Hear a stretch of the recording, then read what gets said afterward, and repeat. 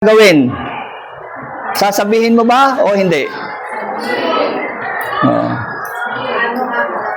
Paano maharapin yung isang bagay?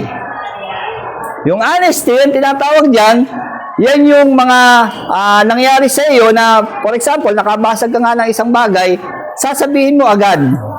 May mga tao kasi na, for example, nakabasag na isang bagay, base, baso man yan, o ano man yung bagay, basta natalisod at ito'y nabasag, ano karaniwang ginagawa? Ha? Inaano? Nagpapaliwanag? Ayan!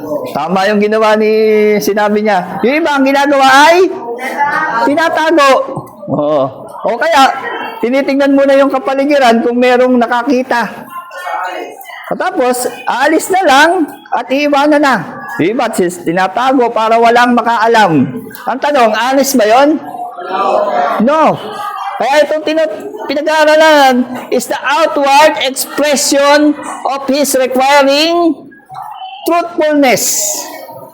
Ibig sabihin, kung ano yung nangyari, dapat yun yung gawin natin. Huwag tayong matakot kasi we are honest. Ang sabi ng Bible, ito sa tinatawag na honest. Ayan. Whoever walks in integrity walks securely. But whoever takes crook, sabi diyan, ang mamuhay ng tapat ay pinaghaharian ng kapayapaan sa Tagalog. Kapag namumuhay tayo ng tapat, sabi ron, meron tayong kapayapaan. Kasi pagka, example, nakabasag ka ng isang bagay, sabi ko nga kanina, ano yung nangyayari sa iyo? Parang pagka may dumating yung teacher, for example, sino nakabasag nito? Yung taong nakabasag, ano nangyayari sa kanyang kinakabahan, natatakot, di ba? Kasi nga, hindi siya naging honest. Dapat tayo ay maging honest. Yan. Ano naman ang integrity? Sabi diyan, refers to the inner coolness and consistency, doing the right thing in thought, word, and deed, even when no one is watching. Sabi ko nga kanina, pagka kayo ay nag-e-exam, walang nakakakita. Even the teacher, pag lumabas, walang makakakita, di ba? Ngayon, gaano tayo nagiging totoo sa ating sarili? Yun yung tinatawag na integrity. Na may nakakakita at walang nakakakita, ginagawa natin yung tama. Yan. Kaya sa inyo, siyempre, mga kabataan pa lang kayo, bata pa lang, matuto na tayo ng honesty and integrity kasi mahalaga yon sa buhay. Ano example ng tinatawag na integrity? Ang integrity, for example, sino na yung bumili sa tindahan? Naka-example, nakabili na sa tindahan. Ayan, lahat naman nakakabili, di ba? Ngayon, may mga times na bumili ka. Ngayon, sino yung naka-experience na nung bumili ka, ay inabot mo ay binagbigay ka ng pera at inabot sa iyo ay sobra. Taas ang kamay, sobra. Sobra yung binigay ng tindero. Ngayon, ano yung inyong ginawa? Ha? Ibinalik, di ba? Ha? Ano yung ginawa daw? Kinip ba? Dapat isosoli natin ng maayos, hindi natin kukunin. Kung sobra yung bayad o yung binigay na sukli, siyempre, isasauli natin. Yun yung tinatawag na integrity. Kasi pagdating ng araw o kaya pagdating sa kinabukasan at ikaw lang pala ay sinusubukan ng isang sabihin na nating vendor, tindero, tindera, sinusubukan ka lang pala, makakakitaan ka kagad, mapapintasan ka na kagad, ito yung batang ito. Hindi nagsasauli ng sukli.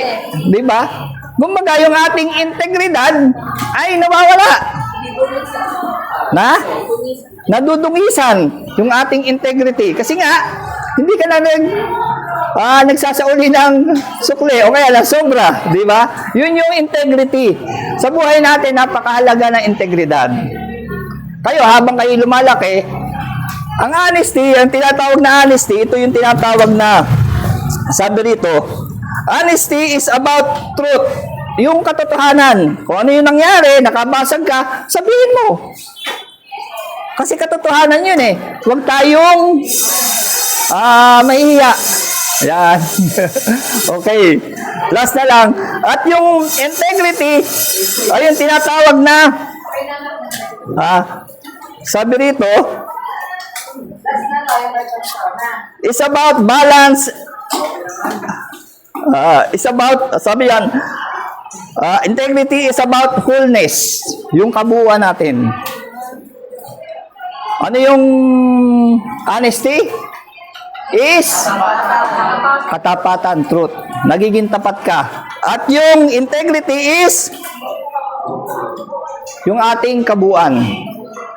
Bagamat ngayon, sabihin natin hindi ka nagsabi ng tapat, pero sa takdang panahon, yung integridad natin, yun yung nasisira. Amen ba? Kaya mga bata, sa susunod, itutuloy natin ito. May mga example sa Bible na lumakad talaga ng may integridad, may honest katapatan sa kanyang puso at kinalugdan ng Panginoon. Yun po yung ating pag-aaralan next sa susunod na ating pag-aaral. Amen ba? Pwede ba tayong manalangin? Sige, manalangin tayo, yumuko. Hallelujah. Panginoon, kami nagpapasalamat sa oras na ito. Salamat sa mga batang nagsisipag-aral. Hindi lang sa room na ito, even sa bawat room, Panginoon. Naniniwala po kami na ikaw yung makapangyarihan Diyos na walang imposible sa iyo na sa kanilang burang edad, matutuhan nila, Panginoon, yung katapatan, even integridad sa kanilang mga buhay na sa kanilang paglaki, Panginoon, maunawa nila na ang buhay, Panginoon, ay napakahalaga, Panginoon, sapagkat dito po kami uusgahan kung ano yung ginawa namin sa mundong ito, Panginoon. Lord, pagpalain mo yung bawat kabataang nandirito, nawa, Panginoon, sa kanilang mga buhay, sa kanilang mga tahanan, sa kanilang mga kapaligiran, maging honest po sila sa kanilang mga ginagawa at yung integridad sa kanilang mga puso't isipan